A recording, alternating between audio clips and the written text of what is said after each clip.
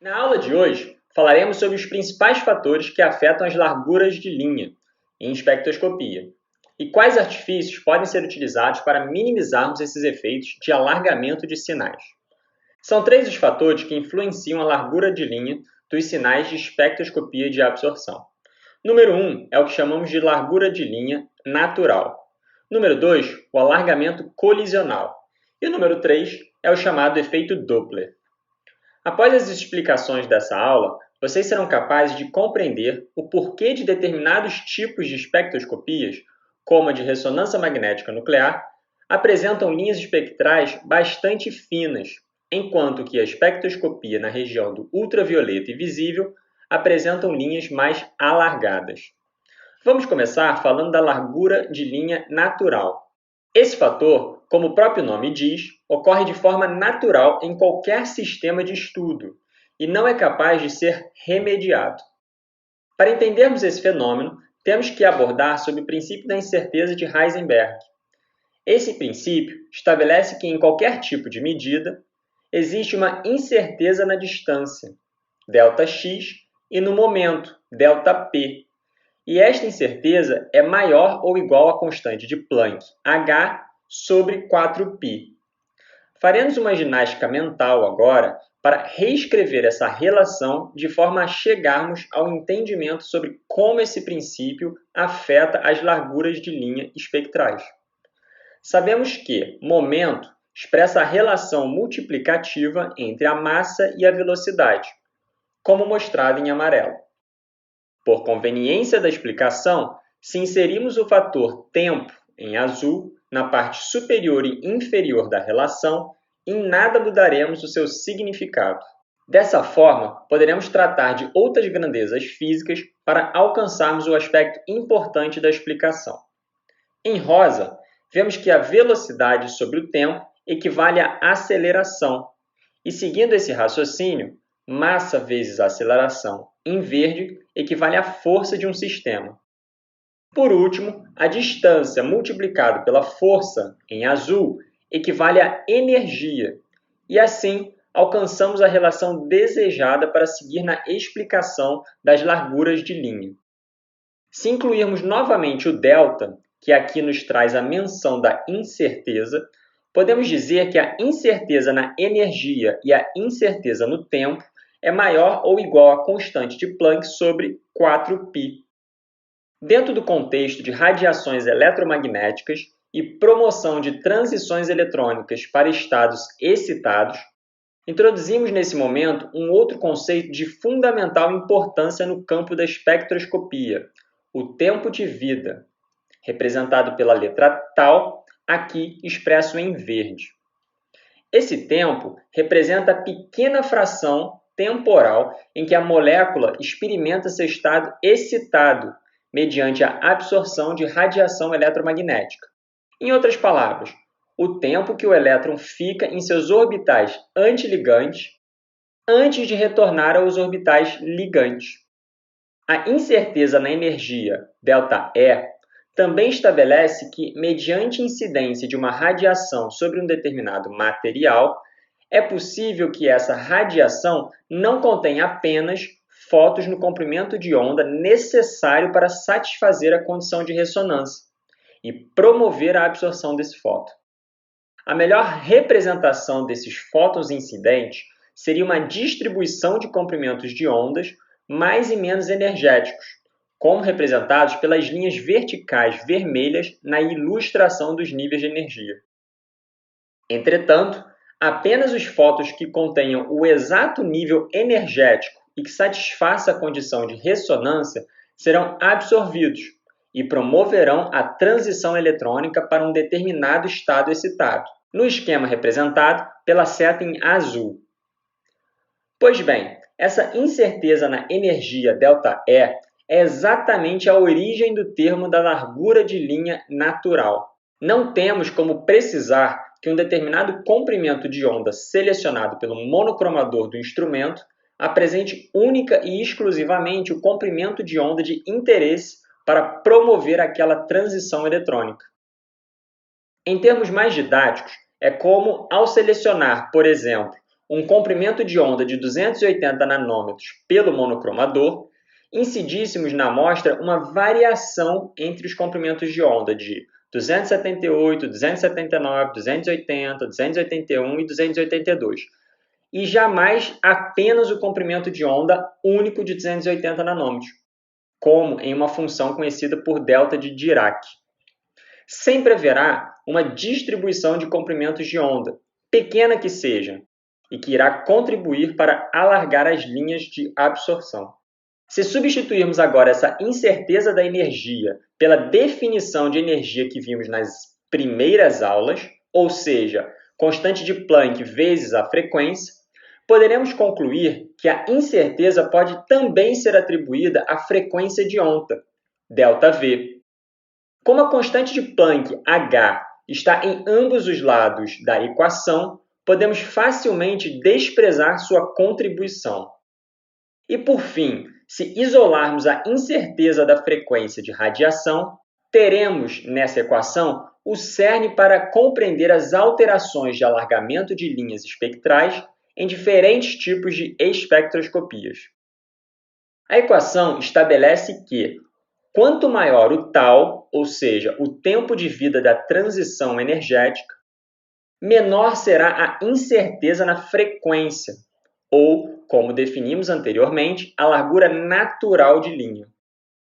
Dessa equação, podemos compreender o motivo pelo qual a espectroscopia na região do ultravioleta e visível apresenta linhas espectrais largas, enquanto que, em ressonância magnética nuclear, as linhas espectrais são bastante finas.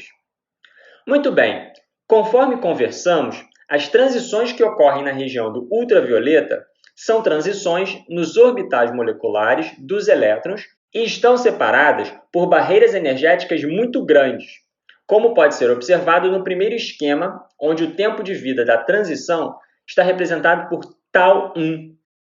Se fizermos uma comparação grosseira com as transições dos spins nucleares que ocorrem na faixa de radiofrequência, na ressonância magnética nuclear, temos a representação mais à direita, com o tempo de meia-vida desses spins nucleares ilustrada por τ3.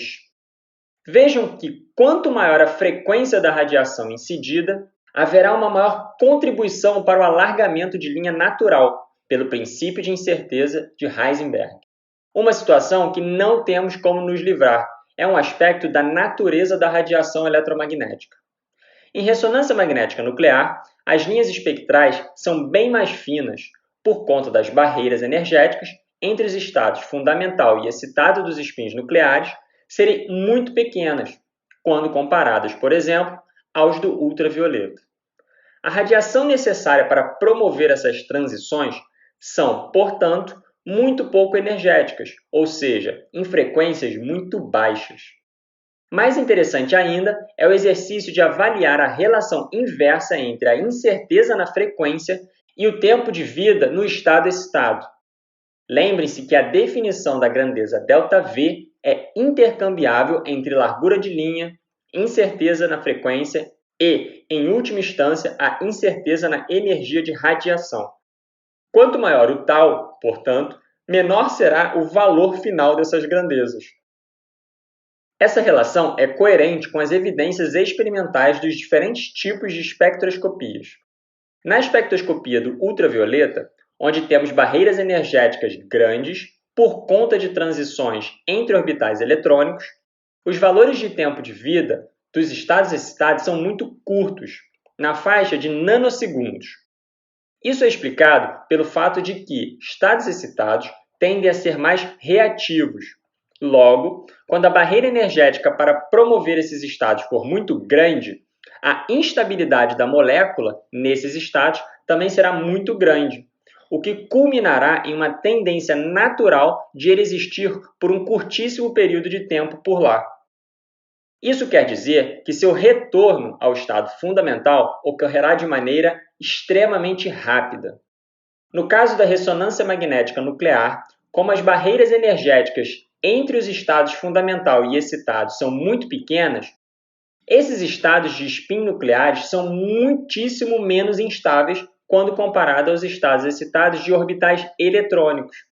E dessa forma, em ressonância magnética nuclear, os valores de tempo de vida são maiores, podendo alcançar facilmente os milissegundos. Não existe uma tendência de retorno urgente desses estados excitados ao seu nível fundamental. Muito bem, fizemos então as primeiras associações para explicar a origem da largura de linha natural em espectroscopias. Introduzimos o conceito de tempo de vida do estado excitado. Façam uma breve reflexão nesse slide sobre os pontos apresentados e avaliem se todos os conceitos ficaram claros em suas mentes. O segundo aspecto que influencia o alargamento de linhas espectrais nos diferentes tipos de espectroscopia é o que chamamos de alargamento colisional. Esse fenômeno ocorre devido ao fato de que, mediante um processo de absorção e transição da molécula para um determinado estado excitado E1, seja por transição eletrônica, vibracional ou dos spins nucleares, o efeito da presença do solvente colidindo com as moléculas excitadas, já instáveis, irá ocasionar uma maior tendência para que essa molécula retorne ao seu nível energético fundamental. Podemos dizer em analogia que, quando em solução, existe um maior incentivo para que a molécula excitada não se mantenha em seu nível mais energético por muito tempo e retorne logo ao nível fundamental E0. Circunstância essa que chamamos também de maior desacoplamento do estado excitado. Percebemos, portanto, que o solvente pode contribuir para diminuir o tempo de vida da molécula e, como já vimos, menor tal levará a maior alargamento de linha. A existência do alargamento colisional pode ser facilmente percebido quando se adquire, por exemplo, espectros de absorção de moléculas em seu estado líquido e gasoso. Vejam na molécula de benzeno ilustrado à direita. Observe a diferença nas larguras das linhas do espectro de absorção dessa molécula. A ausência de colisões do solvente com as moléculas de benzeno no estado excitado, quando em sua fase gasosa, contribui para a diminuição do alargamento de linha.